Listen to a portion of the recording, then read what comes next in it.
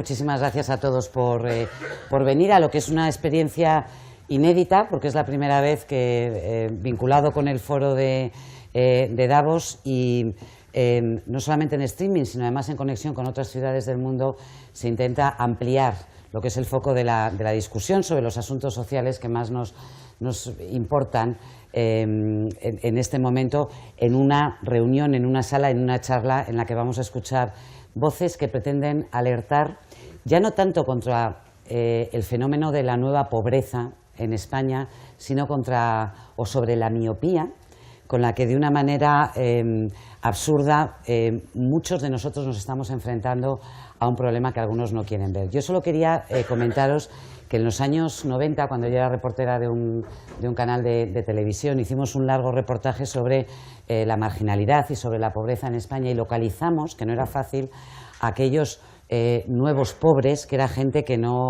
además no quería que la familia lo supiera, que estaba en una situación difícil, pero entonces era una situación muy marginal que se circunscribía a familias muy concretas, a entornos muy concretos.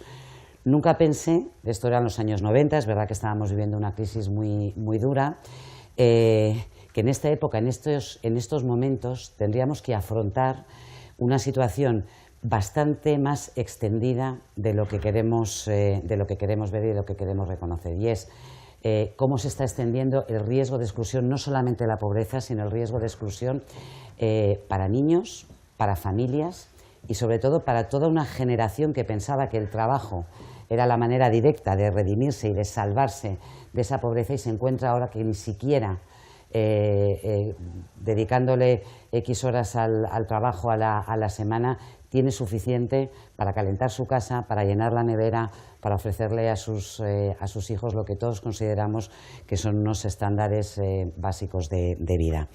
El debate de hoy está organizado por la Fundación Procausa, que hacen una ingente labor muy novedosa además de investigación y de periodismo, y está financiada por aportaciones privadas y cuenta además con patronos de un reconocido prestigio de diversos ámbitos sociales, periodistas como Soledad Gallego Díaz, Rosenthal Calmon Alves, José Juan Toaria, Janina Senini, Kevin Watkins, que es director y autor principal del informe de seguimiento global de la educación de la UNESCO, y uno de sus investigadores, Gonzalo Fanjul, es quien tiene ahora, Gonzalo, la oportunidad de situar, de ayudarnos a poner el foco en esa realidad que supone un inmenso lastre para nuestro país, para el futuro de nuestro país, no solamente para el hoy, para ayudarnos a ver y a enfocar bien, no solamente con datos, sino también con interpretación, qué es lo que está ocurriendo en estos momentos. Así que cuando quieras. Gracias, Monse.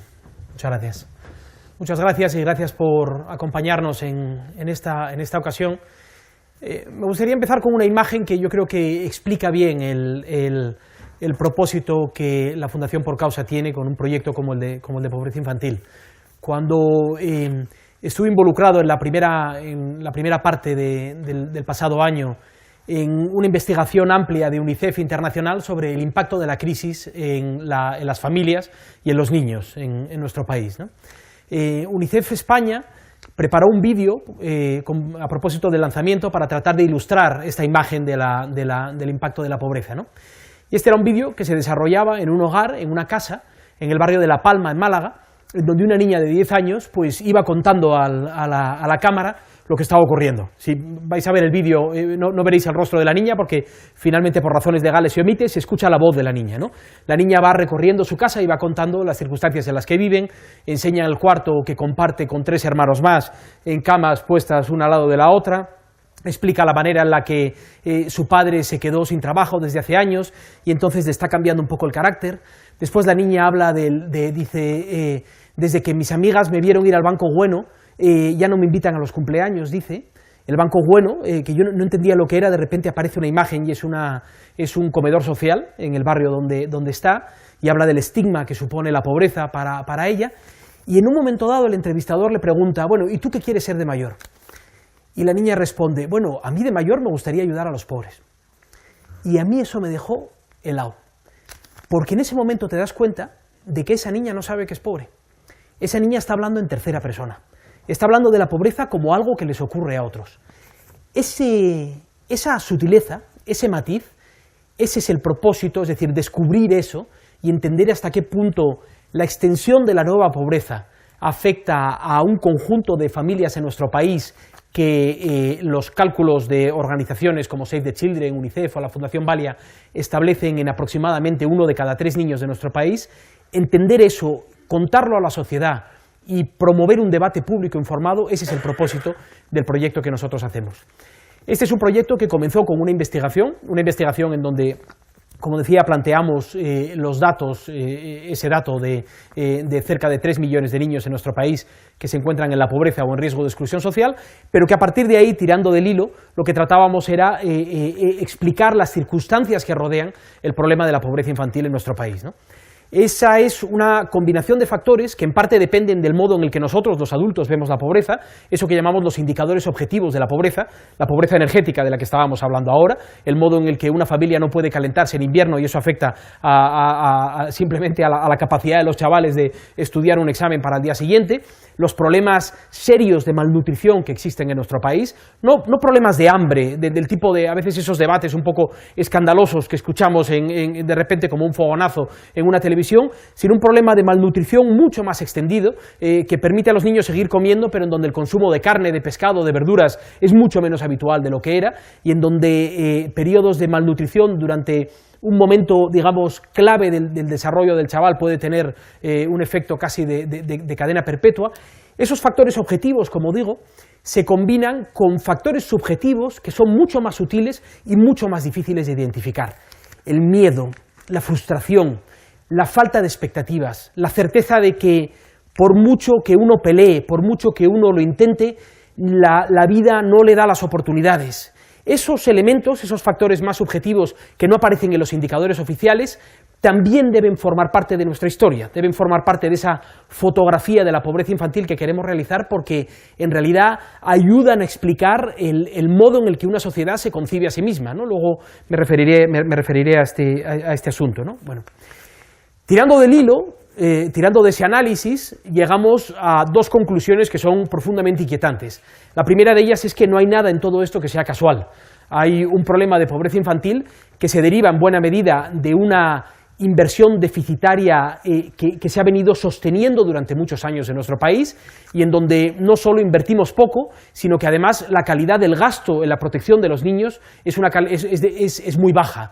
Es decir, que cuando nos comparamos con otros países, nuestro modelo de protección es muy ineficaz. No solo gastamos poco, sino que además gastamos mal. Nosotros hemos hecho algunas comparaciones, por ejemplo, con el sistema de protección de los mayores, ¿no? Con el sistema de protección de las pensiones. Es muy significativo ver cómo ha evolucionado la pobreza de los mayores con respecto a la pobreza de los niños durante los años de la crisis. Te das cuenta que la pobreza de los niños no ha hecho más que aumentar desde el 2007-2008, mientras que la pobreza de los jubilados en nuestro país ha caído a la mitad. Eso no significa que haya que ahora desabastecer nuestro sistema de pensiones, lo que significa es que el sistema de protección de los jubilados es mucho más eficaz, está mucho mejor concebido que el sistema de protección de los niños, ¿no? Y analizábamos también en qué medida esto tiene un carácter coyuntural, y en realidad uno, cuando analiza los indicadores, lo que ve es que ni esto empezó cuando empezó la crisis, ni esto empezó en 2007, cuando España, después de posiblemente una de las mejores décadas en términos económicos de nuestra historia, tenía niveles intolerablemente altos de pobreza infantil, ni esto desaparecerá cuando la crisis haya terminado. Todos los expertos sugieren que esto tiene una inercia, que es una inercia prácticamente generacional. A menos que consigamos romper el círculo vicioso de la pobreza, nuestro país está condenado a aguantar esta situación durante mucho tiempo, ¿no?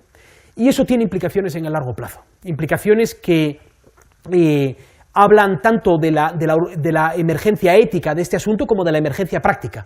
La tasa de fertilidad en nuestro país tiene un punto de inflexión evidente en el año 2008. Este es un país que envejece de forma muy acelerada y en donde no estamos ofreciendo a las familias ninguna seguridad para incrementar las tasas de fertilidad que necesita nuestro país.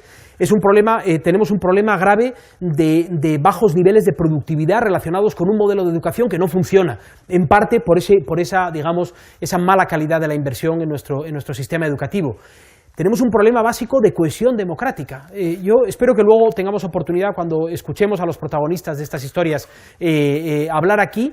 Yo muchas veces me pregunto qué lealtad debe un chaval de 16 años ahora en muchos de los barrios que rodean Madrid o Barcelona o nuestras ciudades, qué lealtad debe al Estado, cuando el Estado les ha dejado caer, cuando hemos aceptado que es una generación perdida, que dejamos fuera, ¿no? Ese elemento que explica bien el factor de cohesión democrática de nuestro país, yo creo que debería constituir una preocupación fundamental de la sociedad que seremos en los próximos años, ¿no? Este es el esbozo, digamos, de nuestro análisis, y esto ha dado lugar a una serie de piezas periodísticas que fuimos publicando en medios como el diario El País, o como el Guardian británico, como The Clinique en Chile, a lo largo de los meses de noviembre y diciembre. Hemos publicado también en medios más especializados y en blogs y medios online que tratan este debate desde una perspectiva más técnica, pero igualmente relevante. Y ahora tenemos un plan de trabajo que lo que trata es en fin, abordar las diferentes puertas de entrada que tiene este asunto. Vamos a hacer periodismo de alcance tratando de mirar en los huecos en donde la realidad es mucho menos evidente, como por ejemplo el problema de la pobreza infantil en zonas rurales.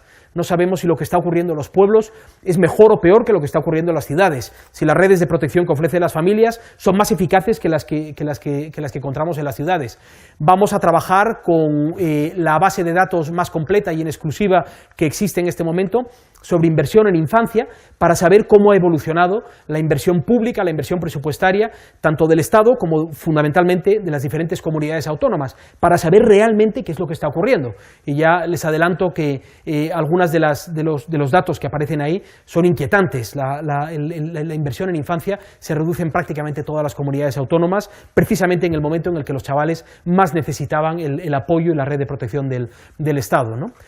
Vamos a tratar de ofrecer la mirada de los protagonistas. Estamos trabajando con el apoyo de 3 fundaciones, de Save the Children, de UNICEF y de la Fundación Valia, y de otros donantes privados, en un documental precisamente elaborado por los mismos autores del documental que van a tener la oportunidad de ver hoy, en donde tratamos de colocar, digamos, la historia en primera persona y explicar las perspectivas que chavales, adolescentes tienen cuando caen en una familia o en otra, y el modo en el que el lugar en el que has nacido determina de manera insoportable tus oportunidades en la vida, ¿no?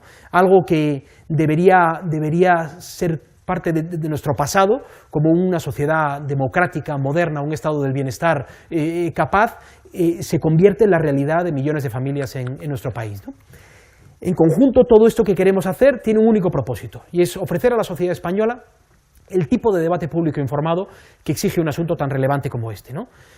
Cuando una niña, como la niña de la que hablaba al principio, cuenta su historia, ella debe saber que es la víctima de este sistema.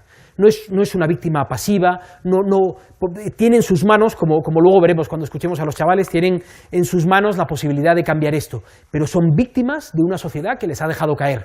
Ese es el debate fundamental que tenemos que tener en este momento de nuestra historia, en donde nos jugamos tanto para los próximos años. Muchas gracias.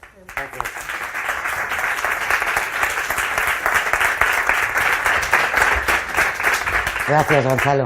Recuerdo el informe de UNICEF, precisamente al que hacías referencia, que se hablaba de la necesidad de un pacto de Estado para articular todas esas políticas. Bueno, la condición sine qua non para que haya un pacto de Estado es que alguien reconozca que hay un problema, ¿no? Cosa que todavía ni nos hemos acercado. No sé si tienes la sensación. Bueno, voy a invitar a Daniel Palomeque y a Daniel Gómez a que subáis, por favor, aquí con nosotros para charlar, porque bueno, ellos, que son muy jóvenes, han nacido en una época en la que, sentados por favor, en la que todo era posible, ¿no? Sentíamos que la década prodigiosa española, y luego os está tocando vivir también a los dos un poco la ruptura de ese sueño.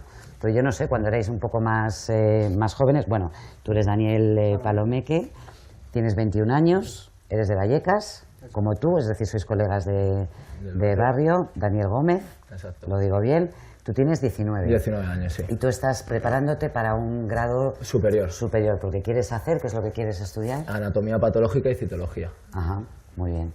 Y tú has hecho un módulo de grado medio. De grado medio. De electricidad, para, en teoría, poder salir adelante. Ajá. Ajá. Oye, una pregunta. Cuando vosotros estabais estudiando, estabais todavía en educación secundaria, Porque claro, hablamos de lo importante que es para cualquier sociedad ese ascensor que ha sido siempre la educación. Es decir, para que un chico de Vallecas y un chico de un barrio de Albacete y otro de un barrio alto de Barcelona, independientemente de lo que sabemos que marca la familia y las posibilidades económicas, a través de lo que estudian, de lo que hacen, bueno, tienen infinidad de puertas abiertas. Vosotros os planteabais... ¿Es esto lo que queríais hacer? ¿Teníais otro tipo de sueños? ¿La realidad A ver, os las ha despistado? ya por barrio donde vivimos, por familia donde estamos, a lo mejor no tenemos ni para pagarnos unos estudios, ni para poder estudiar directamente. Nuestra idea está claro, es estudiar, intentar sacar lo máximo posible, intentar llegar a lo máximo posible. Pero cuando tienes cargas familiares, y no tienes el dinero, no puedes hacerlo. A lo mejor tienes que salir. Yo, por ejemplo, con 16 años ya empezar a trabajar e intentar buscar una sostenibilidad ya personalmente y familiar. Sí, porque me imagino, vamos a ver, estudiar no es solamente que haya, aparte de los precios de las tasas o de que haya una enseñanza pública, es que tú tienes que vivir de tu familia durante el tiempo en el que estás estudiando. Vosotros dos vivís con vuestras familias, con vuestras respectivas familias. Con nuestros padres. ¿Y cómo bandean ellos la crisis? Empiezo por ti. Venga, pues yo, por ejemplo, en mi caso tengo la suerte, por así decirlo, de que mis padres los dos trabajan. Pero, por ejemplo, cuando nació mi hermano, que tiene problemas, tiene una discapacidad y tenemos unos gastos que, por ejemplo, en medicina que se oscila más o menos a 200 euros al mes, más el colegio y todo eso, mi padre se tuvo que buscar 2 trabajos, aparte del que tiene. Del que tenía se tuvo que buscar otro trabajo más. Y mi madre, porque mi madre no podía trabajar porque uno de los dos se tenía que encargar de mi hermano. Y claro, pues en esa época al principio en el que mi hermano era totalmente dependiente de nosotros, pero en cualquier aspecto de la vida, pues se vivía mal porque pasamos una época muy mala, porque los gastos, aunque mi padre tuviese 2 trabajos, no llegábamos bien a fin de mes. Y eso te afecta a ti también, Claro, ¿no? eso me ha afectado a mí porque quieras o no, muchos chavales tienen la suerte de que pues si sus padres trabajan y tienen un sueldo más elevado a la media, pues viven bien, pero yo por ejemplo en mi caso me daba cuenta de que mis padres pasaban apuros económicos, de que por ejemplo con tonterías de por ejemplo no, a ti no te podemos apuntar a fútbol porque no nos da el sueldo, y yo veía a mis colegas que sí, o sea, a mis amigos que sí se apuntaban. Entonces para nosotros moralmente, para la gente que pasamos eso o que están pasando eso, pues moralmente nos afecta para mal. Una pregunta, Daniel, ¿ayudas sociales? Porque si tienes un hermano con una discapacidad, se supone que debería haber también un apoyo. Tenemos una paga que es cada 6 meses de 500 euros. Ah, muy bien. Entonces, 500 euros cada 6 meses no llega para cada mes. Ya. Entonces, pues no es fácil pasarlo la vida. En tu caso, Palomé, que tú también vives con tu familia, ¿cómo están ellos lidiando? Vivo con mi familia, mi abuela, y tengo de momento la suerte de que mis padres trabajan, mi hermana trabaja, se ha podido independizar ella con la suerte de la vida que ha tenido, pero por temas de, por ejemplo, cuidar a mi abuela, a mi madre trabajar de mañana y mi padre de noche, no me queda otra muchas veces que quedarme con ella, muchas veces no me queda otra que quedarme por las mañanas con ella, e intentar ni causarles gastos a mis padres, intentar que yo pueda vivir sin que mis padres me puedan proporcionar nada. Es decir, tengo que buscarme la vida en todo momento. Si necesito un pantalón, me lo tengo que comprar yo, pues mis padres no pueden dármelo. Necesito pagarme los estudios, me los tengo que pagar yo. Por ejemplo, en el grado medio en el que estaba, en un colegio que en teoría es de la Comunidad de Madrid, que está totalmente equipado, el simple hecho de cables no los tiene. Es decir, tenía que llevarlos yo a mi propio colegio para yo poder hacer mis prácticas, para poder labrarme mi futuro. Intentar conseguir todo por mis propios medios, ya que nadie me estaba dando nada. Currado también, ¿no? Porque es decir, esto que dices, te buscas la vida y es porque desde los 16 años... Desde los 16 años he estado trabajando. ¿En qué tipo de trabajos? Trabajos totalmente precarios, encima echando un montón de horas para cobrar ni llegar ni a los 500 euros, trabajando en la obra de electricista, de albañilería, llegando a sacarme yo mismo un curso de seguridad, trabajando en seguridad de conciertos, montaje de conciertos, camarero, es decir, todo lo que me ha estado saliendo es lo que he estado trabajando. Pues yo no me puedo ver en la posibilidad de poder elegir un trabajo. Y una pregunta, esto que me estáis contando supongo que es un poco el panorama que hay en Vallecas, es decir, vuestros compañeros del colegio, del instituto, los colegas con los que salís, poco más o menos estáis todos Sí, en esa misma situación. O gente trabajando, por ejemplo ahora compañeros nuestros, trabajos de formación, es decir, echas 9 horas y te voy a pagar solo 2 horas, porque yo quiero, pues lo demás lo estás aprendiendo.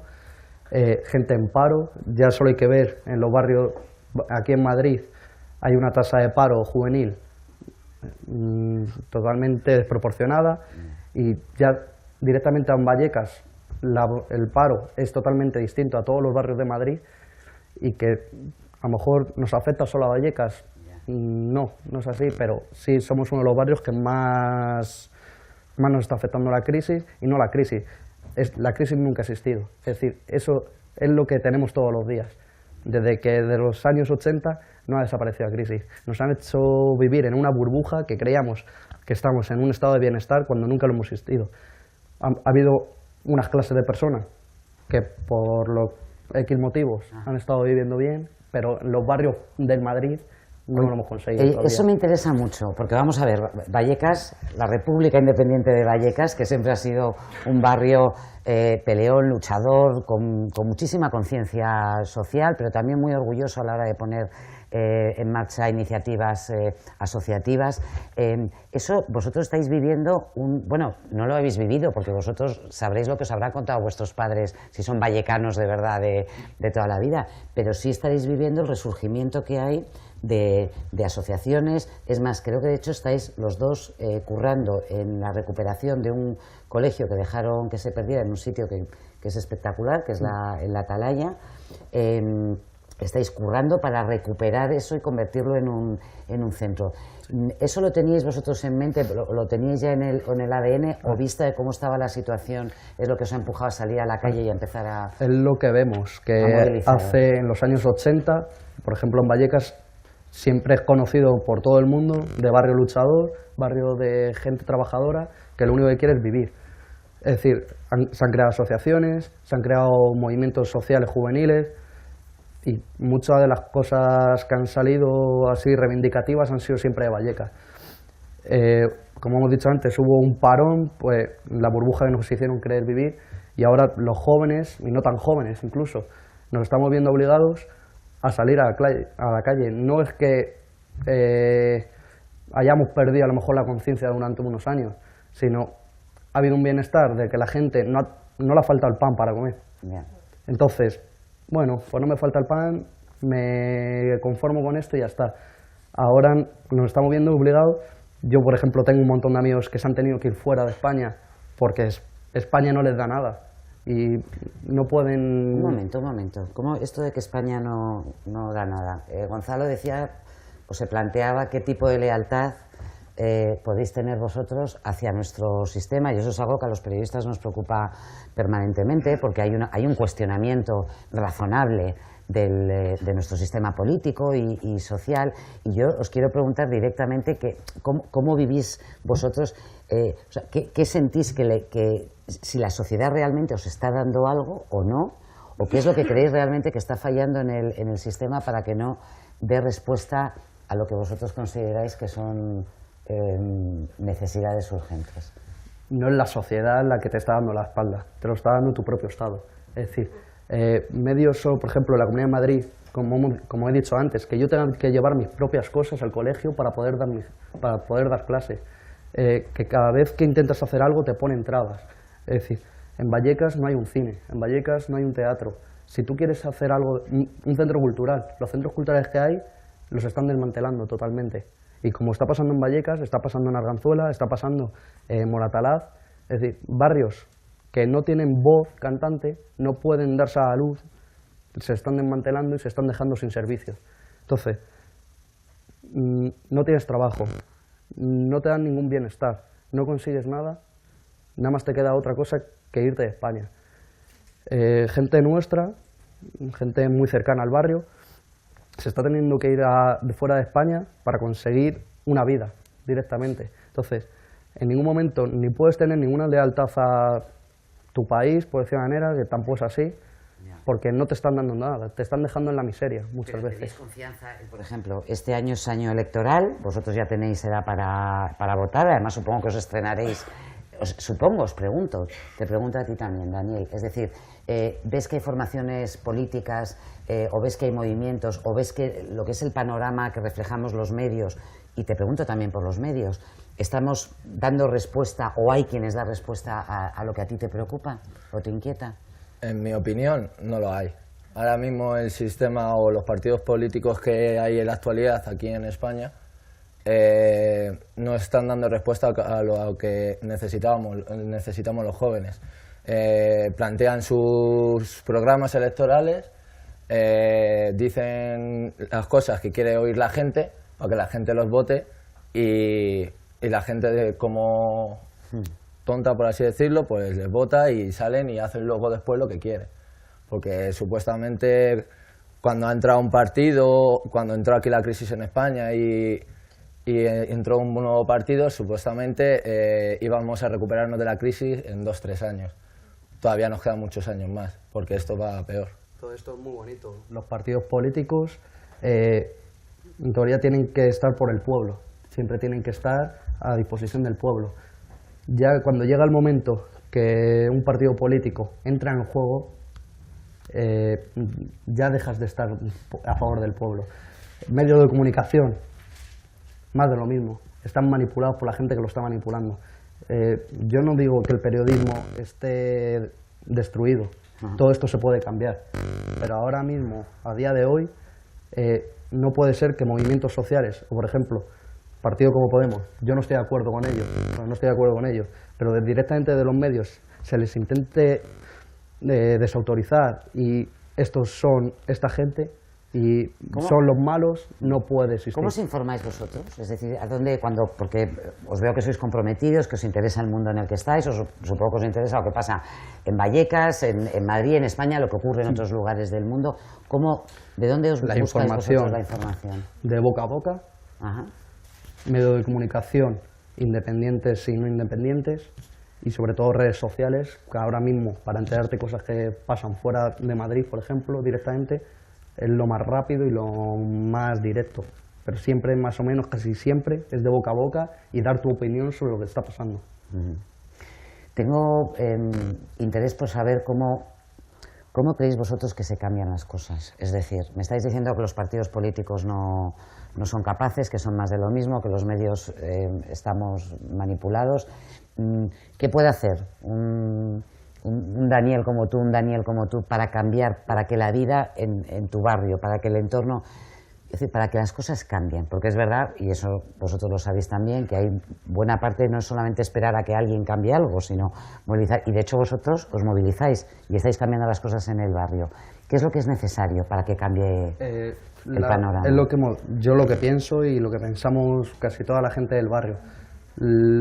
La vida no se cambia de arriba para abajo, siempre hay que cambiarla de abajo para arriba. Entonces, seguramente la idea sea concienciarnos todas las personas, intentar construir un mundo desde abajo. Es decir, no puede ser lo que entendemos, tiene que ser ayuda entre iguales. No puede ser que tú las migajas que te sobran, por decirlo de una manera, se las das a los pobres. Es decir, hay ayudas entre iguales, no hace falta dinero, eso es una materia que para mí no existe. Como se está viendo reflejado, por ejemplo, en el centro que tú has dicho, el Centro Social Atalaya, que ha sido un espacio que hemos cogido jóvenes del barrio para construir, como hemos dicho, no hay cines, no hay teatro, no hay un gimnasio público, no hay nada público que se nos dé a los jóvenes, y si lo hay, son precios desorbitados que no podemos pagarlo. Pero perdona, Daniel, disculpa mi ignorancia sobre Vallecas, o sea, con toda la cantidad de pelas que se han metido en los últimos años, que es decir, hemos visto obras faraónicas en Madrid, algunas absolutamente inservibles, pero otras que tú dirías, me parecen bibliotecas potentes, es decir, se están haciendo cosas. ¿Me estás diciendo de verdad que nada de eso ha redundado en calidad de vida para un barrio como el de Vallecas? No se está viendo. Se han cerrado cines, se han cerrado teatros y se está destruyendo todo el material. Nada más hay que verlo, por ejemplo, este colegio, justo antes de cerrarse, tuvo una inversión económica de 4 millones de euros, se hizo la reforma y se cerró el colegio. ¿Dónde está el dinero? ¿Se ha malgastado o qué se ha hecho con ese dinero? ¿Ha desaparecido? Nunca ha existido, es decir, te gastas un dinero para cerrarlo. Ah, mira qué bonito, me he gastado un dinero en un colegio para reformarlo, pero luego lo voy a dejar que se destruya por el barrio. ¿Y qué estáis haciendo? Porque me decías que habíais avanzado un poco Ejemplo, en lo que era la primera. ¿Quiénes sois los que estás trabajando? Tú eres electricista de formación, pero dices que has trabajado en obra. Es decir, ¿qué estáis haciendo allí? ¿Cómo aportáis? ¿Cómo os organizáis? A ver, nosotros allí cuando entramos eso estaba destruido. No había ventanas, no había luz, no había agua, se habían llevado todo por el Vallecas, no delincuencia, como se le quiere decir por todo el mundo.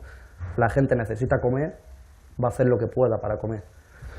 Y cuando entramos no había nada y jóvenes del barrio, de varios colectivos o varias asambleas de jóvenes, decidimos entrar e intentar reformarlo para dar el servicio. No había paredes, no había ventanas, se tapian ventanas. ¿Pero buscáis vosotros los materiales? ¿Eso cuesta dinero también? Ese dinero es o dinero nuestro, ¿sabes? Creer en un proyecto, de creer que en algo inerte, poder crear un espacio que sea para todo el barrio. Dinero nuestro, dinero que podamos conseguir mediante conciertos, cosas que nos dan los vecinos. Muchos de los materiales son donados por gente de los vecinos porque creen en ese proyecto. Y no hay ventanas, se tapia y se pone un cristal. No hay luz, compramos los cables y a tirar luz. No hay agua, más de lo mismo. No tenemos un cine de verano o no tenemos directamente un cine. Vamos a hacer un cine para que la gente pueda ir.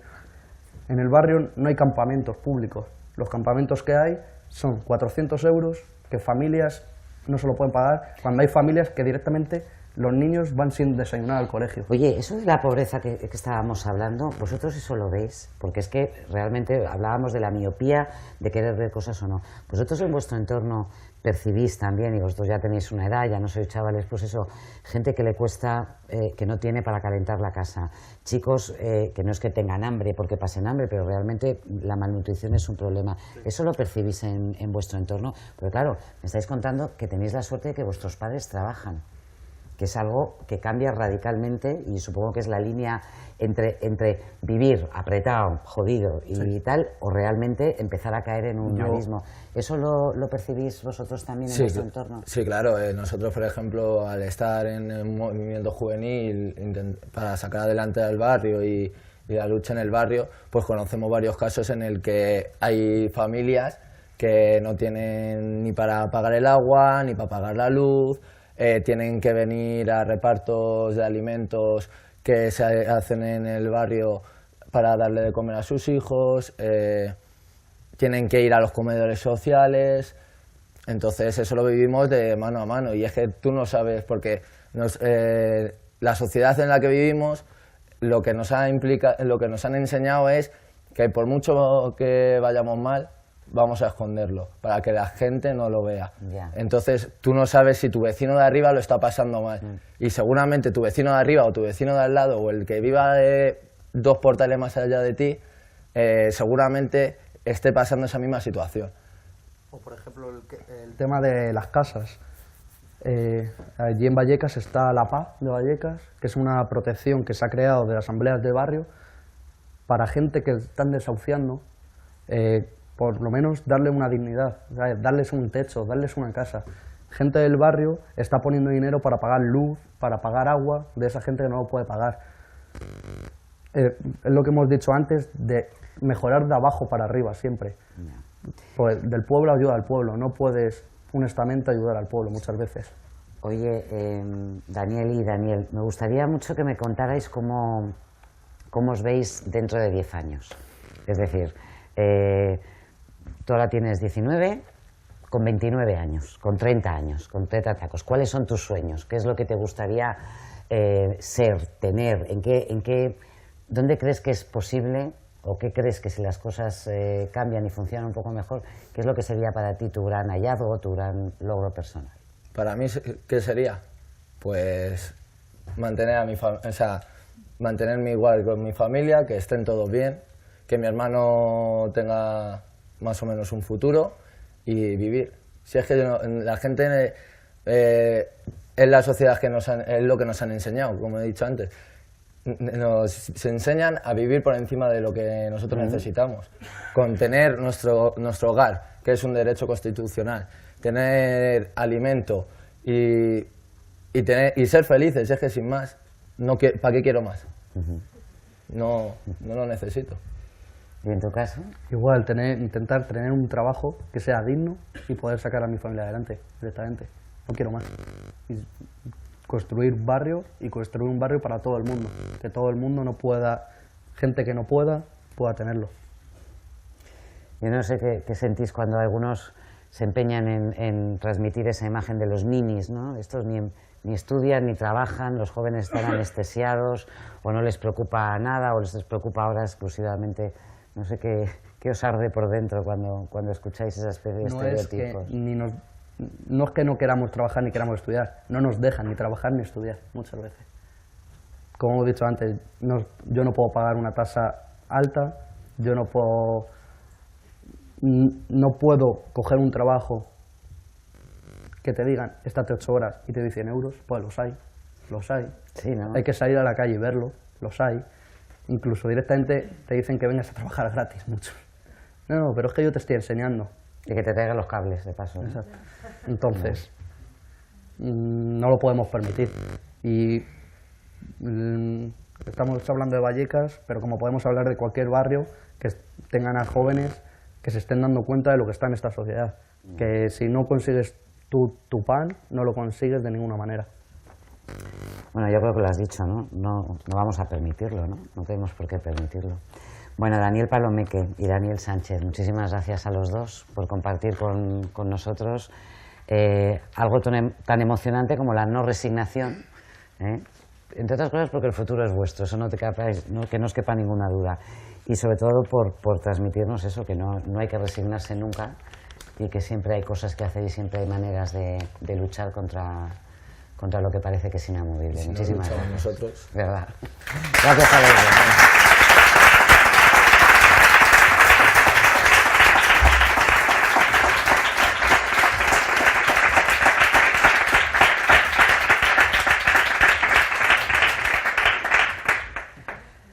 Bueno,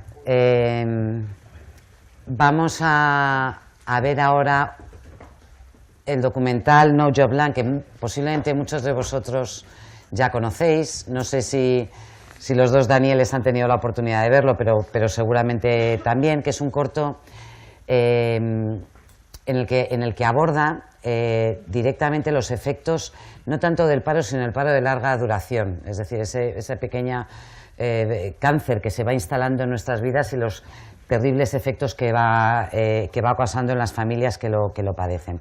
Está realizado por Gabriel Pecot, por Olmo Calvo y Eva Filgueira, y como tantos otros proyectos en estos momentos se ha sido posible gracias a la microfinanciación, que es algo de lo que apenas habíamos oído hablar, más que para casos muy, muy concretos, hace muchos años, y sin embargo ahora se ha convertido en una de las vías más eficaces, más solidarias y más efectivas para sacar proyectos adelante que no encuentran la financiación adecuada. Así que cuando queráis lo vemos. No Job Land.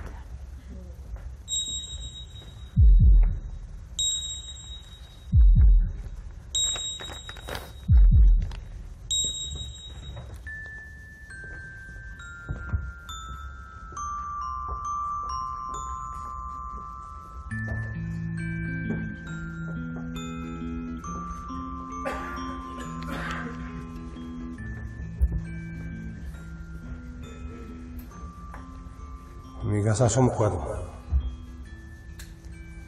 4 y los 4 paros. Y sin ayuda de nada, no sé qué vamos a hacer. No lo veo normal como está el país. Por eso voy a acampar, por estudiar. De todo. Pues ahora mismo estamos tirando, bueno, ya poco tiramos. Pues me dan galletas, leche, apaños para lo que es el día a día. Es la única ayuda que tengo. Sin trabajo una familia no es familia, ¿no?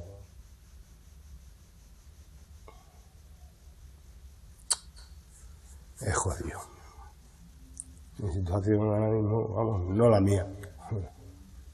Conozco varias muchas.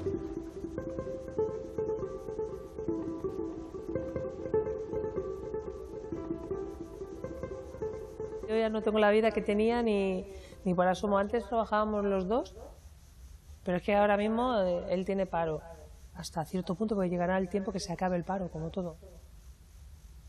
Y yo ahora mismo tengo un subsidio por cada familiar, es una ayuda, ¿no?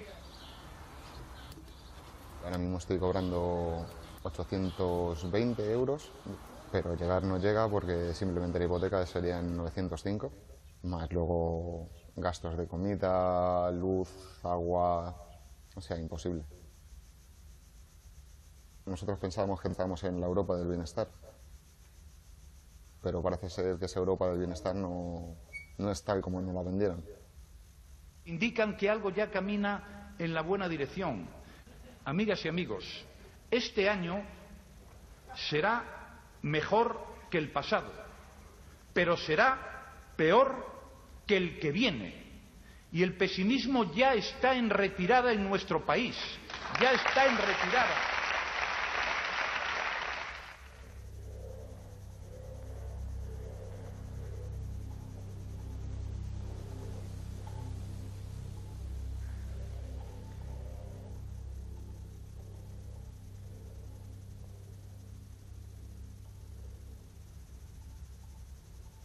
Al principio de quedarme en paro yo pues estaba todo el día en casa mirando por la ventana, pensando a ver qué podía hacer. Al tener hijos intentas que tampoco se te note mucho y que al fin y al cabo hay que tirar para adelante, ¿sabes? Pero es como bastante complicado porque no se ven salidas.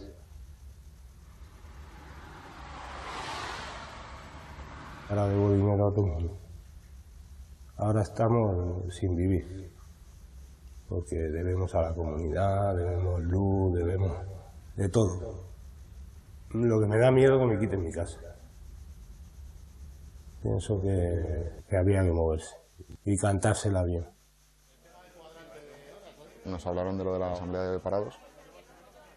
Es una historia que me convenció desde el punto de vista de que había más gente como yo, claro, que aquí en mi casa yo no los veía, y que tenía las mismas inquietudes que tenía yo y los mismos problemas que tenía yo. La gente tiene vergüenza de decir que no tiene para pagar su casa. Vergüenza que le puedan quitar su piso y se puede ir a la calle. Yo nunca había hecho nada en grupo y ahora el grupo pues es la fuerza. Mañana quien quiera venir a lo de la ropa a las 6:30, aquí.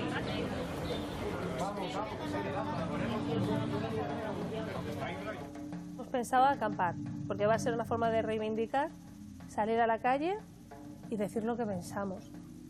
Que nos dejen de tomar el pelo.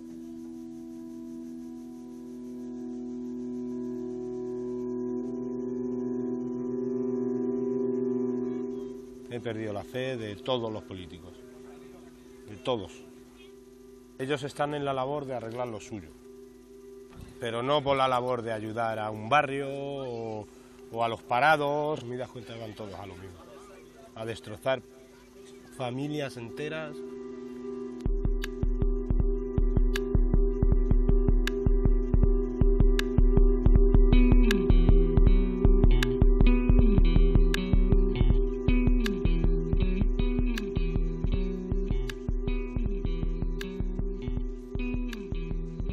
La La nefasta reforma laboral de este gobierno nos manda a muchos de nosotros diariamente hacia la exclusión social.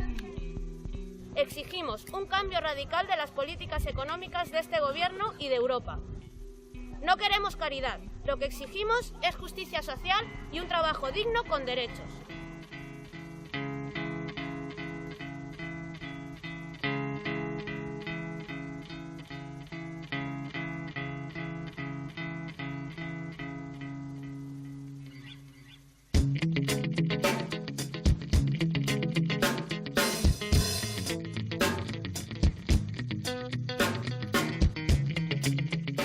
Yo no, por mí, me pongo donde sea a vivir, debajo de un puente, donde haga falta.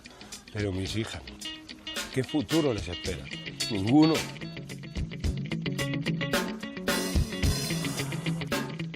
Quiero conseguir que ellos el día de mañana no tengan que estar haciendo esto mismo que estoy haciendo yo. Que puedan vivir como una persona normal y no tener que estar luchando y luchando y luchando para poder sobrevivir, ¿sabes? Así es que lo único que cambien y que se lo piensen muy bien lo que están haciendo, claro. Porque se les puede echar encima.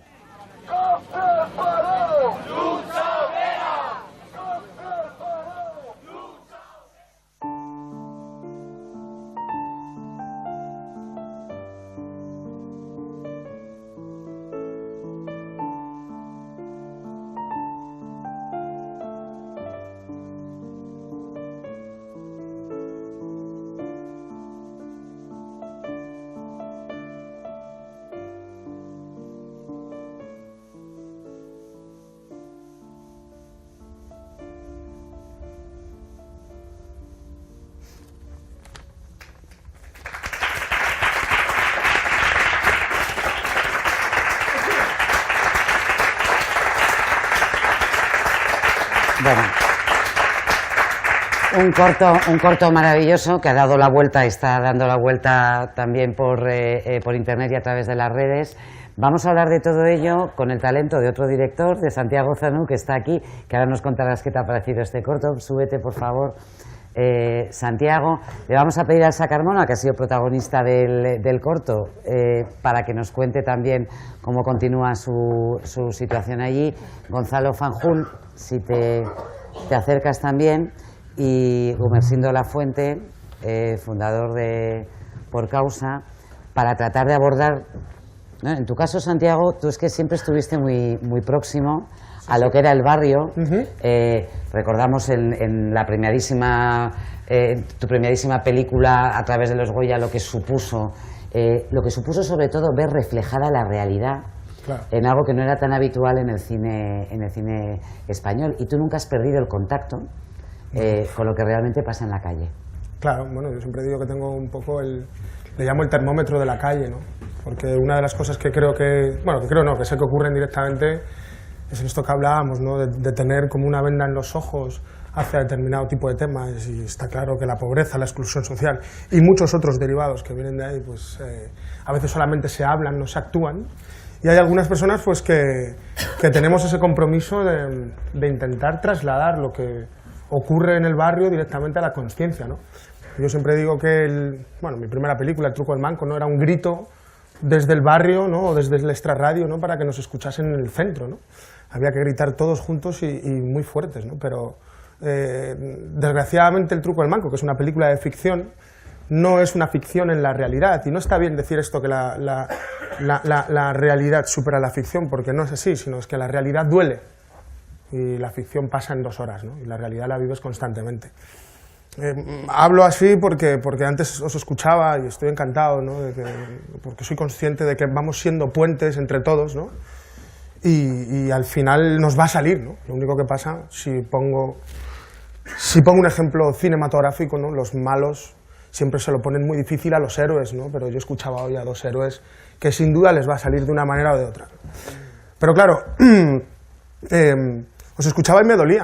A mí me dolía porque es que hoy hace mucho frío, ¿verdad? Hoy hace un frío terrible. Pues mis padres están trabajando en el mercadillo. Trabajar en un mercadillo es horrible, ¿no? Porque hace un frío tremendo, tienes que levantarte a las 6 de la mañana, coger un hierro con frío, es alucinante, poner un puesto de 6 metros y esperar ahí para traer unos euros, ¿no? Es algo que es terrorífico. Entonces, como siempre han trabajado en el mercadillo y siempre hemos sido pobres, pues me han pasado todas estas cosas. exclusión social en el colegio encima por ser negro y pobre, tener que intentar pasar mis exámenes, ¿no? sin calefacción y con la luz cortada en mi casa, algo que es terrorífico, y tener que ir. Yo no me gustan las fotos, pese a que soy director de cine, porque nunca me he hecho fotos, porque siempre iba muy mal vestido desde pequeño. Entonces las fotos que tengo de pequeño las odio, ¿no? Porque las miro y veo allí momentos de pobreza horrible. Entonces no me gustan las fotos, no me hago fotos, ¿no? Generalmente. Así que he pasado todos estos pasos y esto te lleva a un fracaso escolar, el fracaso escolar te lleva hasta el barrio te lleva al parquecito, el parquecito te lleva a vender petas te lleva a que te pilla la policía, o sea, todo que te pilla la policía te lleva desgraciadamente a que tengas unos momentos que no son agradables y después de eso, pues la rabia, la superación la conviertes en gasolina, tiras hacia adelante y casualmente te has convertido en director de cine. Entonces, bueno, pues entonces dices, has pasado todos los pasos, ¿no? Por todos los lados, ¿no? Así que ver esta película, pues uno directamente, pese a que no está viviendo ahora mismo esta situación, se siente reconocido. Porque una de las cosas que tú no puedes hacer es darle la espalda a una realidad que ocurre todos los días. Oye, ¿me dejas que te pregunte a propósito de eso? Porque quiero que además sea un poco el hilo conductor. Cuando triunfaste en Los Goya con el truco del manco, hubo gente que no quiso ver lo que tú estabas contando, que prefería verlo exclusivo. Ya sé que era una ficción. Ya sé que era una ficción, pero retrataba una realidad. Sí, por supuesto. ¿Cómo viviste tú esa tendencia que tenemos en el cine español claramente a no mirar o a no poner el foco en las cosas que duelen? La gente dijo, ¡ay, qué historia tan bonita! De amistad y demás, ¿no? Sí, bueno, yo recuerdo que directamente el día del estreno, yo para mí, y de hecho cuando hice el estreno, fue uno de los días tristes de mi vida, ¿no? Porque realmente el truco del manco tiene mucho que ver conmigo, tanto el personaje de Cuajo como el personaje de Adolfo, pero también todos los personajes de alrededor. Tienen que ver contigo por historias que te han pasado a ti o por historias que le han pasado a amigos tuyos o que han ocurrido en tu barrio, ¿no? Entonces realmente llegar a un cierto tipo de éxito con una realidad tremenda, ¿no? Pues te genera dentro de ti una contradicción muy grande, ¿no? Porque a través del sufrimiento de muchísimas personas tú has conseguido llegar a un éxito concreto, ¿no? Con lo cual eso te obliga a tener un compromiso, sin duda, para no olvidarte que la base de tu creación y que la base de tu energía y que la base de tu fuerza, de tu corazón y de tu objetivo está en la gente que sufre, ¿no? Bueno, y luego nos tienes que contar, porque sé que acabas de volver de África y va a estar bien establecer también comparaciones. Bueno, Elsa Carmona, la acabáis de ver en el documental, es miembro de la Asamblea de Parados de Fontarrón. Dices algo curiosísimo en el corto, que es cuando empiezas a darte cuenta que hay otra gente que está como tú, ¿no? Sí. Y de repente de ahí sacas esa gasolina que decía Santiago, esa especie de fuerza de decir, es que no me puedo quedar en casa llorando, ¿no? No, yo todavía sufro mucho viendo esto, ¿eh? Hombre. Yo no sé, yo lo he visto muchísimas veces. El primer día que se emitió en la asamblea de vecinos, que el compañero no le pusieron allí, lo pasé muy mal. Yo y mucha gente que nos conoce y sabe la situación, yo lo he visto 20 veces y las 20 veces yo ahora me siento mal. ¿Pero lo pasaste mal porque también te daba vergüenza que la gente supiera que eras pobre? No, pobre. Lo digo, no, entiéndeme cómo lo digo. No, yo soy pobre. Ya, pero no. Es que ese estigma... No es eso. Eso es brutal. No, ya sé, por eso me siento tan mal. Porque yo me he visto ahí y soy yo la protagonista de esto. Porque yo muchas veces veo muchas películas, por lo que dice él, y tú estás viendo desde fuera una imagen, pero cuando yo me he visto ahí dentro, me siento claustrofóbica, ¿entiendes? Yo, la primera vez, por ejemplo, yo siempre hemos estado, mi marido y yo hemos hecho un equipo, y entre los dos hemos hecho nuestra unidad familiar, estamos sobreviviendo, porque yo hablo de pobreza y hablo de exclusión social, como tú hablas, y creo que es lo que estamos viviendo. Pero tampoco entramos dentro de ningún perfil, que eso es lo que yo pienso. Porque a mí ahora mismo yo estoy aquí sentada y la gente que me está viendo, yo soy una tía normal, una tía que viene a un sitio, o sea, que no tengo ningún perfil, no tenemos perfiles hasta ahora. A lo mejor mañana sí tenemos un perfil físico también, ahora mismo no lo tenemos. Entonces nos encontrábamos siempre los dos solos ante todo. Y entonces la asociación de vecinos, la asamblea de parados, hizo hacer grupo. Y yo el sentir, la primera vez que a mí mis compañeros me hicieron la compra, yo aluciné. O sea, yo sentí vergüenza. ¿Qué te la compra? O sea, me hicieron la compra de mi casa, sí. Para pagar para la harina, el arroz. La comida. Yo he pertenecido a un banco de alimentos y yo sentí vergüenza. Yo he ido a Cáritas y yo he sentido vergüenza. Lo que pasa es que yo ahora mismo ya ¿Cómo estoy... vivíais antes? Pues mejor, en la época del bienestar. ¿Tú trabajabas? Sí, yo trabajaba en un centro comercial, no vamos a decir encima publicidad porque ya, no pero merece. bueno, sí. Pero trabajaba en un centro comercial, mi marido también trabajaba en construcción y vivíamos bien hasta la idea de decir voy a ponerme una hipoteca, voy a comprar mi casa, vamos a alucinar y nos vamos a independizar a los 30 años de casa de mis padres, ¿no? Y fue un error muy gordo meternos en una hipoteca, entramos en la burbuja, entramos en las estafas, estamos en la PAP, pertenecemos a la plataforma de afectados por la hipoteca también, pertenecemos a muchos sitios.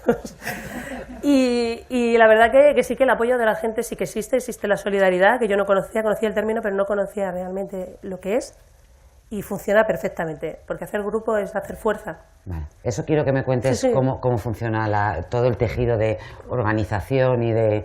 Pero, Sindo, comentábamos antes una secuencia que se te quedó grabada a ti, a mí también desde luego, cuando X líder político mencionó pobreza infantil en el Congreso de los Diputados y de repente hubo una carcajada generalizada.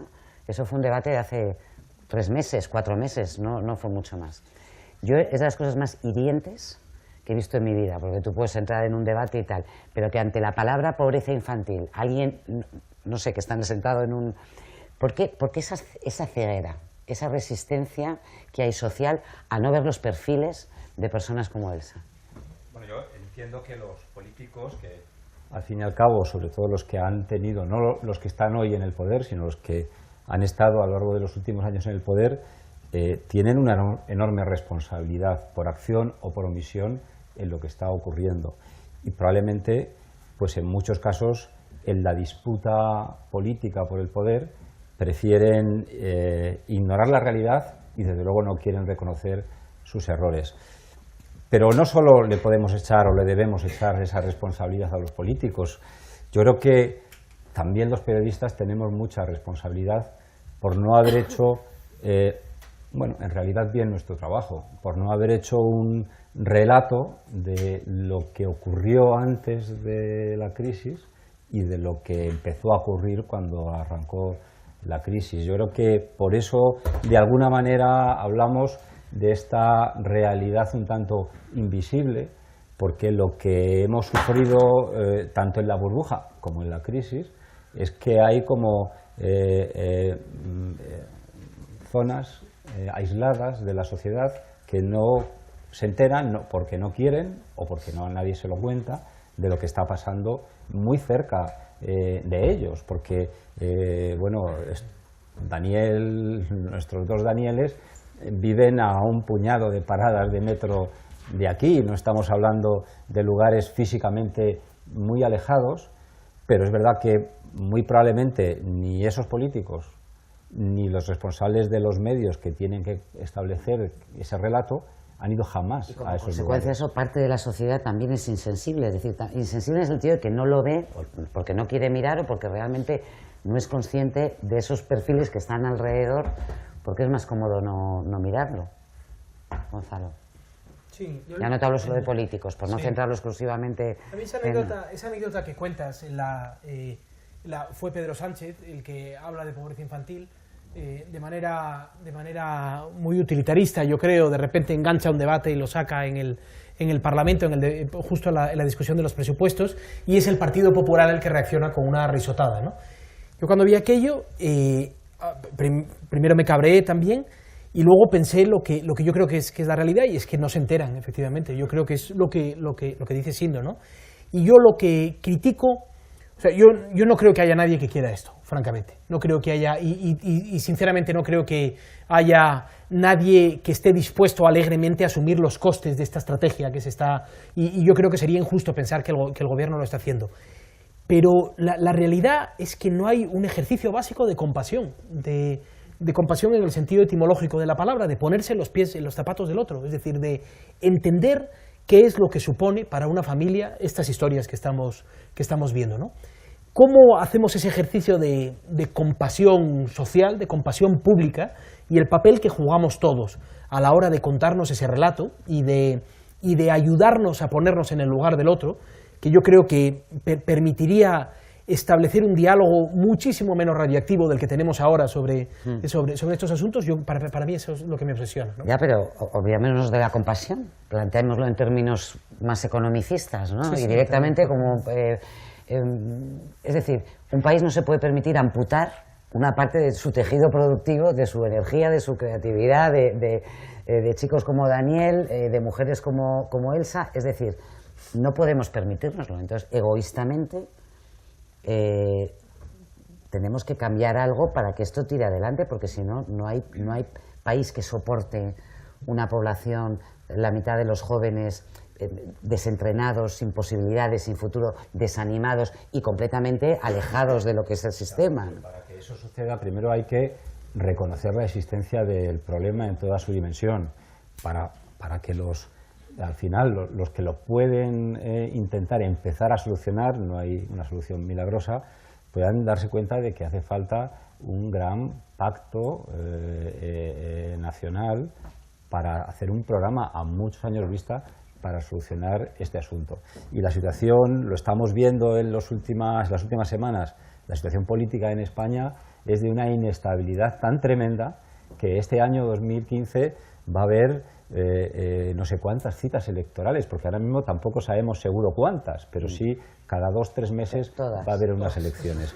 O sea, todas. Entonces, yo entiendo que es constitucional convocar esas elecciones, pero me parece que en un momento de crisis tan enorme parece una irresponsabilidad política que por intereses partidistas estemos en esta situación. Cada vez que se convoca unas elecciones estatales, municipales, autonómicas, se genera un periodo de inacción brutal. O sea, me contaban ayer los taxistas de Aragón que llevan a los enfermos de diálisis a los hospitales, hace meses que no cobran de la comunidad autónoma sus carreras y siguen llevando a los enfermos porque ya les conocen con nombres y apellidos, y cómo no les van a llevar. En el momento en que empieza el proceso electoral ya no van a cobrar hasta que llegue el nuevo gobierno. Igual sí, precisamente por eso igual sí que cobran ahora, ¿no? Pues parece que no, porque no tienen, no sabemos dónde está el dinero, ¿no? Pero planteemos, yo no sé, Santiago, Elsa, si tenéis la impresión de que el movimiento social, la protesta que estamos viviendo en la calle, obligatoriamente va a transformar lo que son las agendas tradicionales de los partidos, que digamos que tienen muy claro cuál es el ritmo, hacen sus cálculos electorales, pero yo creo que en esta ocasión hay un elemento que distorsiona, que es un poco la respuesta social, el cabreo social, pero también la voluntad de participación, y sobre todo de los más jóvenes, de quienes, como comentábamos antes, Daniel, bueno, vivías en un mundo en el que te preocupaba más el último videojuego, quizá porque no tenías esa sensación. ¿Cambian las cosas o creéis que no, que están...? Bueno, yo es que pienso como Daniel.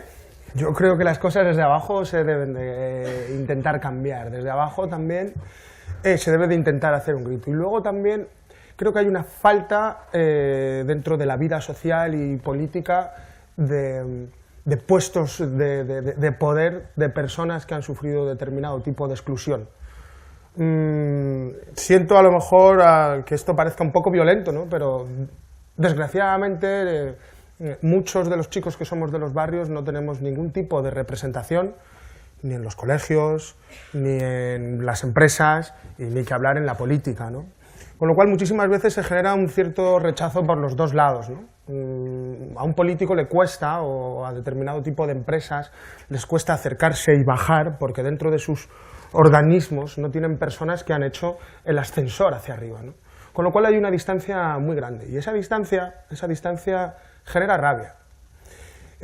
Siempre digo que aquí tenemos a 2 chicos que son maravillosos y magníficos, y me voy a unir a vuestro grupo y así yo también me voy a llamar maravilloso y magnífico. Pero podríamos estar llenos de rabia, porque a mí no me gusta que mis padres tengan un trabajo, siento decirlo así, de mierda. Porque vender en el mercadillo es el peor trabajo que puede haber en el mundo. No me gusta. Y no me gusta que se rompa la espalda a mi madre. Entonces yo eso lo he convertido en imágenes, en sensibilidad, en historias. Pero lo podría haber convertido en rabia. Lo podría haber convertido en enfado. Y yo tengo muchísimos amigos que están enfadados con muchas de las cosas que ocurren y que escuchan. Y que la insensibilidad va de un lado hacia el otro. Igual que son insensibles con nosotros, nosotros vamos a ser insensibles con ellos. Y ahí se genera una violencia, y ahí se genera ¿no? Un río que no sé quiénes son los pescadores que ganan, pero está clarísimo que los que no ganan son los que están abajo. Entonces hay que tener muchísimo cuidado y a su vez también hay que mantener ese mensaje de alerta, pero no un mensaje de alerta para que desde las instituciones y desde las empresas y desde cierto tipo de vida social se genere un muro todavía más grande y una separación todavía más grande, sino para que estemos todos obligados a hacer un puente de encuentro, pero un puente de encuentro real. Porque si no existe ese puente de encuentro real, como tú bien has dicho anteriormente, cuando algo se amputa te duele. Te duele. Y amputarte el dedo y el meñique, aunque parezca que a lo mejor es inservible, te va a doler. Te va a doler. Así que yo creo que hay que tener muchísimo cuidado con esa enfermedad poco a poco que se llama insensibilidad, que es la que creo que mata a una sociedad y que la que hace que muchos jóvenes tengan rabia, porque no tenemos la suerte de tener en Vallecas muchos jóvenes, muchísimos jóvenes que piensan socialmente así. Al igual que yo ahora por mi trabajo me muevo más por esta parte, ¿no? Que el otro día escuché algo terrible, ¿no? Yo, súper ejecutivo, ¿no? Yo de las Cibeles hacia abajo no voy porque eso ya es África. Y te quedas así y te dices, madre mía, ¿no? Pues estos jóvenes ejecutivos que también tienen mi edad y están en este punto donde todos tenemos una actividad laboral y, entre comillas, un cierto triunfo, también son insensibles. Con lo cual lo que estamos viendo es que, igual que nosotros pensamos que la sociedad puede cambiar cuando nosotros accedamos a ciertos puestos de poder y a cierta importancia con nuestro voto, hay toda otra sociedad que también son jóvenes que son insensibles a lo que ocurre. Y que no les importa lo que ocurre. Yo no sé si eso viene por una estructura familiar o por qué viene, pero sí que veo muchísimos jóvenes entre 35 y 50 años, estiro lo de jóvenes hasta los 50 años, porque nosotros desgraciadamente hemos empezado la vida un poquito más tarde que nuestra generación anterior, así que lo estiro un poco y así me estiro la edad. Desgraciadamente veo que no hay un puente y no hay un compromiso real por decir, hey tío, yo soy igual que tú, más o menos tenemos la misma edad, me preocupo por las mismas cosas que tú.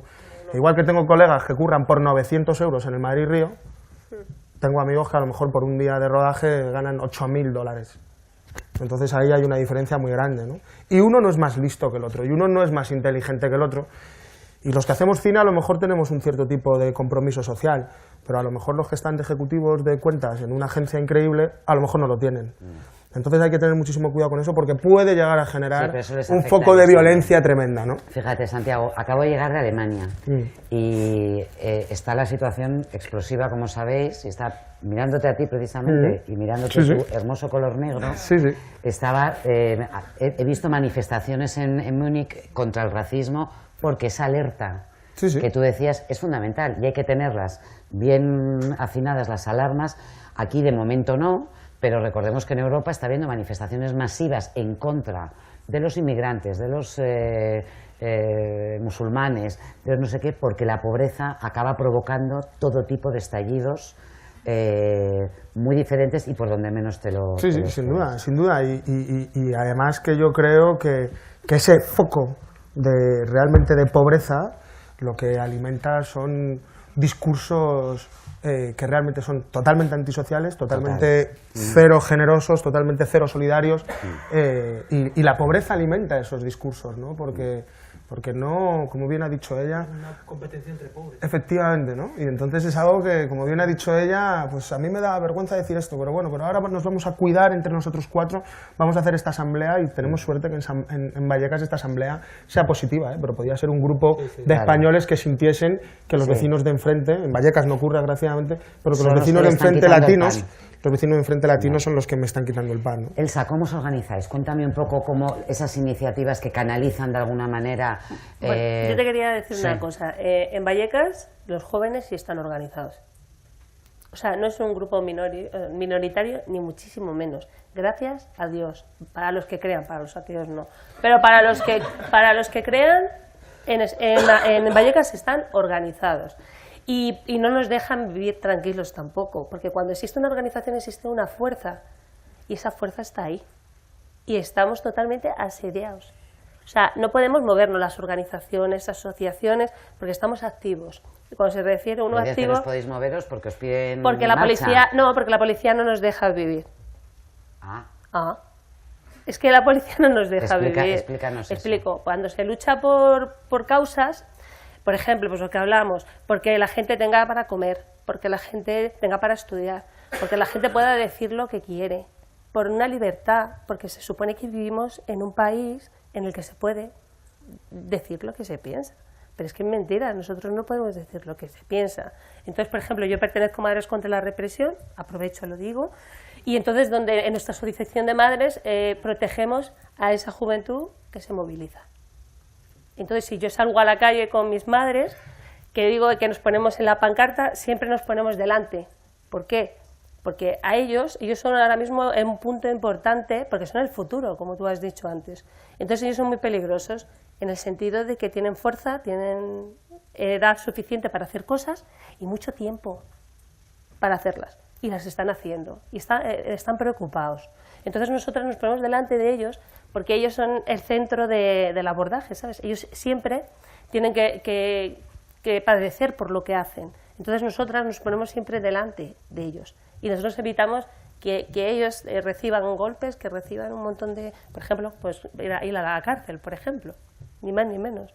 Y estamos nosotras ahí. Hablo de madres, aprovechar que estoy aquí, bueno, lo digo, pero que pertenezco también a otros grupos, pero en esto en concreto lo quería decir. Hay muchísima represión por luchar, muchísima represión por decir lo que piensas, por pertenecer a un grupo, por ser de una manera, por vestir de una manera, simplemente por ser, o sea, físicamente de una manera. Porque hay un intento por silenciar también, porque no se visualice la organización, la pelea, la protesta, ¿no? Tenemos, eso sí es un perfil, ¿no? Los perfiles que están a la calle, ¿no? Los que llevan una camiseta que pone algo, vamos a decir algo, que tampoco hay muchas cosas, una camiseta puede decir muchas cosas, no nos gusta, ¿no? Porque pertenezco a un grupo, yo qué sé, a un hincha de fútbol, a un grupo al Rayo, no me gusta. Y eso es lo que está pasando ahora mismo. La gente que lucha, que es muy poca, está desgastada, están jugando al desgaste, porque queremos luchar pero no abarcamos todo el problema que hay.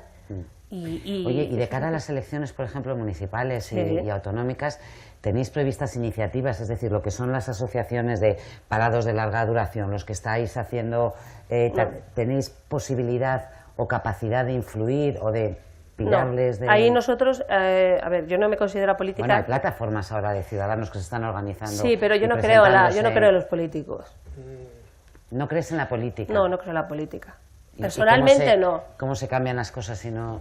Hombre, porque tenemos ese medio, porque necesitamos de ellos. Claro. Pero yo personalmente creo más en la gente que en los políticos. Yo, si no tuviéramos políticos y nos pudiéramos organizar, sería estupendo, porque sí existe la organización. Y sí funciona, porque yo lo sé que funciona. Lo que pasa es que no interesa, pero sí funciona. Y yo no creo en ningún político, por eso yo personalmente no estoy. Es más, hay siempre mucha discrepancia. Dentro de un grupo hay muchas personas que piensan por unos, otros piensan por otros y otros piensan por otros. O sea que respecto a la política no hay ninguna organización que yo sepa. ¿Compartís vosotros que es difícil cambiar el panorama en Sendo? Como vemos, es que hay movimientos, cosas están ocurriendo. Hombre, es evidente que están ocurriendo cosas, es evidente que tenemos muchos problemas, bueno, aquí hay algún político que está aquí precisamente porque seguramente está muy concienciado de que lo que está ocurriendo es muy grave, y hay algunos periodistas que pienso que están aquí también por eso, y estamos viendo como somos dos estamentos, por decirlo de alguna manera, en los que vosotros no creéis para nada, o creéis muy poco. Yo creo muchísimo en la política y en los políticos. Claro, yo es lo que iba a decir. ¿Ah, sí? Sí, por supuestísimo. Creo muchísimo en la política. Lo único que digo es que, desgraciadamente, no tenemos representantes dentro. Yo lo que creo es que hablar de ayudas sociales, hablar de trabajo social, hablar de apoyo, hablar de determinado tipo de reformas, sin conocer, o sin dentro de tu equipo de asesores, o si dentro de tu equipo de trabajo, dentro de tu equipo, no tienes personas que realmente han participado de esto, pues de entrada muchísimas veces genera rechazo. Yo he tenido la suerte de dar, no es hablar de mí, pero me toca. He tenido muchísima suerte de dar charlas en un reformatorio, de dar charlas en la cárcel, de dar charlas en colegios con cierta exclusión social, y solamente por el argot, solamente por la manera de compartir unas vivencias pasadas, pues tú ves que ese mensaje llega. Y obviamente el mensaje que tú transmites cuando vas a estos lugares no es un mensaje de vamos a quemar el mundo, todo lo contrario, es decir, oye chicos, aquí tenéis un referente en el que os podéis apoyar, porque yo también lo pasé igual de mal que vosotros y con mi esfuerzo lo pude cambiar. Entonces este puente es directo, porque tienen un referente directo. Pero si ese referente no existe dentro de la sociedad y de la política, pues cuando una persona se acerca a otra, y siento hablar ahora con argot de barrio, pero el otro le dirá, pero ¿tú qué me estás contando? Si tú no has vivido nunca lo mío, ¿tú qué sabrás? Y entonces eso lo que genera es un rechazo. Yo creo profundísimamente en la política, creo profundísimamente en el diálogo, de hecho, como veis, me encanta hablar, pero lo que creo es también tomármelo de una manera muy en serio y que la gente pueda participar y la opinión pueda formar parte de un equipo. Me cuesta muchísimo cuando veo partidos de determinado tipo, siempre que van a hablar de algo social, me da igual que sean de un lado o de otro, o de un lado que ahora mismo no se quieren definir algún cierto tipo de partidos. El caso está en que, ¿cuántos representantes veo gitanos que aquí llevan viviendo 800 años en los partidos principales políticos? Pocos. Representantes directos, pocos. Y aquí llevan viviendo muchísimos años. ¿Cuántos representantes veo árabes? Que esto ya aquí, claro, decir árabe en España es como decir yihadistas, ¿no? Pero bueno, ¿cuántos representantes veo árabes? Y aquí somos un país que tenemos una gran parte de nuestra cultura que es árabe. ¿Cuántos veo? Pero en primera línea. Ni que hablar de latinos, joder, que nosotros fuimos allí a Latinoamérica hace muchísimo tiempo, ¿no? ¿Cuántos veo? En primera línea, ninguno. Y ya, pues bueno, de los que somos africanos negros, como nosotros se supone que solamente bailamos para bailar salsa y correr, pues entonces ninguno. Entonces, de eso me quejo. Y me quejo, creo que directamente, y me alegro que aquí haya algún político, porque me encantaría que participasen, porque el mero hecho de que tú seas de barrio, el mero hecho de que tú seas pobre, el mero hecho de que tus padres no tengan oportunidades ni posibilidades, no significa que seas tonto. Y si a mí lo que me hacen es un cierto tipo de ayudas que me van a dar una pequeñita salida, donde voy a tener un pequeñito puesto de trabajo, que yo sé que los que estáis en paro, pues dice, joder, pues yo con este puesto de trabajo me bastaría. Pero es que yo quiero participar arriba, yo es que quiero opinar, yo es que quiero cambiar las cosas de verdad. Entonces, si lo que me das es una pequeña salida, lo que me estás obligando es a ser un esclavo, es a ser una persona que no participa. Y bueno, está muy bien que se hagan elecciones y que se participen una vez cada X tiempo, pero a mí me gustaría participar, a mí y a muchísimas personas que están muy preparadas, nos gustaría participar de los equipos de trabajo de los políticos, porque creo que harían la política directa. Es que me estás dejando, vamos, no se están tardando ya. Es decir, no te han hecho una oferta de Zanu, únete a mis filas, esta es mi bandera. Pues claro que te hacen ofertas, porque si reivindicas que quieres participar y expones tus ideas... ¿Te has planteado alguna vez o no? Bueno, yo es que como me pasa como a muchísimos otros, como yo tengo un pasado un poco oscuro allí en algunos lugares, pues... No pasarías... Pues, hay un corte que hasta antes de los 20 años no lo pasaría, pero bueno, no pasa nada, Bueno. Lo importante es lo que haces entre los 20 y después, ¿no? Si es entre los 17 y los 20, pues sí, pues soy un delincuente. Entonces, pues desgraciadamente, como ahora parece que si Oye, pero ser delincuente tampoco te impide ahora no pasa nada. no dedicarte al todo contrario. Lo contrario. Es un marchamo. Todo lo contrario. Podría decir más de una cosa, Pero sin duda no es tanto para mí. Yo participo con mi cine, yo participo con mis películas, o participo, si puedo, en un debate como este, pero sí que tengo muchísimos amigos de raza. Cuando los llamo de raza incluyo, ¿no?, este ACME que yo llamo, ¿no? ACME no es esto del Correcaminos, sino es la Asociación de Comunidades Marginadas de España, ¿no?, donde son negros, gitanos, pobres, excluidos socialmente y demás. Sí que tengo muchos amigos ACME con talento, preparados, y que estaría muy bien escucharles porque, no por una cuestión de votos, sino por una cuestión social y de cambio de país, donde podrían hacer políticas muchísimo mejores. Entonces, claro que hay que participar en la política y hablar con los políticos, ¿no?, porque si no, ellos hablan y no saben de lo que hablan porque no nos conocen. Hay una cosa que... De lo que están comentando, de lo que decía Elsa ahora, que a mí sí me parece positiva de la crisis, y es que de alguna manera la sociedad ha recordado su capacidad de organizarse, ¿no?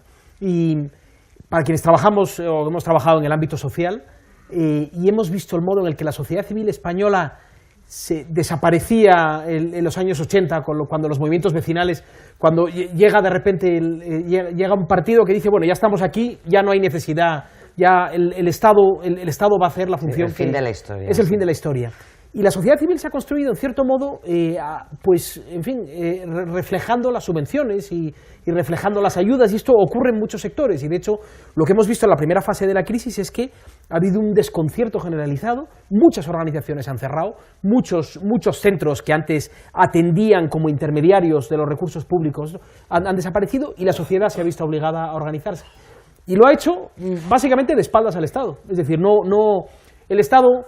No sé qué podemos esperar del Estado, pero hasta que lo averigüemos vamos a resolver nuestros problemas, porque si no... Y en cualquier caso, por ir concluyendo, lo que sí, no sé si tú percibes también, Elsa, que se han llenado de energía esos nodos, esas comunicaciones, esas organizaciones que podían haber estado más adormecidas. A tope. Y eso no hay quien lo pare ya. No, eso ya no hay quien lo pare. Y te digo otra vez, gracias a Dios, igual que he dicho antes, lo mismo, pienso que gracias a las asociaciones de barrio, a las asambleas de parados, a todas estas cosas, esto funciona, y esto lo hace la gente. Porque cuando se estaba hablando de Podemos, porque me voy a permitir el lujo de decirlo, ¿sabes? Voy a aprovechar que estoy aquí para decir lo que me dé la gana, espero que me dejéis decirlo. Si veces la palabra Podemos aparece para sí, la Iglesia. ¿Sí? ¿La digo o qué? Si la digo yo me crece el pelo. Pues la dice él. La coleta, solo la coleta. Pues él, entonces, yo pienso, pues es lo que te digo sobre la política, ¿no? Ahora está Podemos que dice, es la calle, es la gente, es mentira. O sea, yo me da la sensación de que se ha cogido un folio y ha dicho, apuntad lo que os preocupa, apuntad lo que no queréis, que sufrir ni padecer. No queremos desahucio, joder, eso lo firmo yo. Claro, yo estoy pendiente de un desahucio. Dame la hoja, yo la apunto. ¿Qué no queréis tal? Es que la gente, es que esto, ¿sabes? No, joder, esto no hace nada. Lo que hay que hacer es ser activo y participar en cosas y salir a la calle, porque la calle hace mucho daño. Y nosotros en la calle hacemos daño. Digo de mí porque hablo personalmente hoy aquí, pero habrá gente que pertenezca a un montón de movimientos. Y al gobierno la calle no le gusta. La calle es muy fea, porque si yo salgo a la calle a quejarme, dice, mira, otra descontenta, qué mala fama. La marca España, ¿no? Maravillosa. Joder, es que qué gente, están todo el día protestando. ¿Y qué les pasa esto? ¿Qué les pasa? Que no puedo hacer la compra, que no sé si mi hijo va a poder ir a la universidad y podría estudiar perfectamente, sacarse una carrera o dos si quisiera. Y no sé si va a poder estudiar. Y eso es lo que pasa que es lo que tú dices, hablas de una miopía, pues hablo de una ceguera directamente, porque es que yo creo que nadie se quiere hacer cargo de este marrón, ¿sabes? Sí, no, tenemos que concluir, creo, salvo que me digas que tenemos... Yo podría seguir una hora más, tranquilamente, pero intuyo que... Estamos terminando. Sí. Por mi parte, para finalizar, nosotros desde Por Causa lo que estamos intentando es, bueno, pues dar voz, completar en lo que podamos los enfoques que creemos que no están suficientemente atinados de algunos medios de comunicación. Aquí sí que vemos cómo, bueno, pues hay un fenómeno de desintermediación brutal en el que la gente afectada por diferentes problemas, pues ya se comunica y se expresa dejando aparte a muchas otras personas que antes eran intermediarias o éramos intermediarios obligatorios o imprescindibles y no se podían evadir de nosotros. Y yo personalmente quiero reivindicar, igual que un político honrado y decente, lo lógico es que reivindique que la política sigue siendo útil, y yo creo que la política hay que reivindicarla como una herramienta útil para cambiar las cosas. Yo también reivindico el periodismo decente como una herramienta útil para cambiar las cosas. Y cuando hablo de periodismo decente no me refiero a muchas cosas que hoy se llaman periodismo y a muchas personas que hoy se dicen periodistas. Me refiero a otro tipo de trabajo, desde la humildad y desde el compromiso por hacer tu trabajo bien, como lo hace un electricista o como lo hace un jardinero, sin más importancia, pero con una responsabilidad especial. Bueno, pues esta humilde periodista ha aprendido mucho hoy de todos vosotros. Me ha gustado muchísimo escucharos. Gracias a los dos Danieles, gracias Elsa, Santiago, un placer como siempre, Gonzalo, Sindo. Yo creo que la voz se escucha cada vez más, la voz no hay que en la calle, la voz que habéis planteado aquí, la necesidad. Confío en que haya llegado nítida y claramente viajando a través de Europa hasta esas montañas maravillosas suizas de Davos. Estar como locos, todos rodeando un televisor, ahora viendo... No me extrañaría, deberían. Y en cualquier caso, esa voz no hay quien la calle y esa voz, créeme, cada vez se escucha con más fuerza. Muchísimas gracias. Quería decir una cosa, que me voy muy contenta de ver que hay periodistas que trabajan para, como dice él, ¿no?, que son buenos periodistas y que son profesionales. Porque muchas veces los medios tenéis mucha fuerza y si se utiliza malamente, perjudica. En este caso, lo que estáis haciendo hoy es beneficiar. Y os doy las gracias por habernos invitado. Gracias a ti, Elsa.